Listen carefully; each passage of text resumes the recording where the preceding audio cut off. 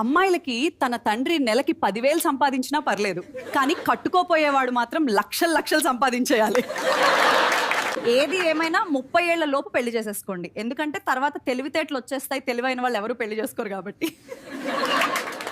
Bro, ఈ రోజుల్లో పెళ్లి చేసుకోవాలనుకుంటే చదువురాని అమ్మాయినే చేసుకోండి, ఎందుకంటే తను ఎవరితోనూ చాటింగ్ చేయదు, మీరు చేసిన చాటింగ్లు చదవదు.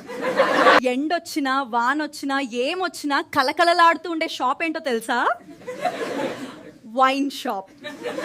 అబ్బాయిలు ఎక్కువ అబద్ధాలు చెప్తారు, ఎందుకంటే లవ్ ప్రాబ్లం ఉన్నా, ఫ్యామిలీ ప్రాబ్లం ఉన్నా, మనీ ప్రాబ్లం ఉన్నా, ఏ ప్రాబ్లం ఉన్నా సరే ఏమీ లేదని అబద్ధాలు చెప్తూనే తిరుగుతారు.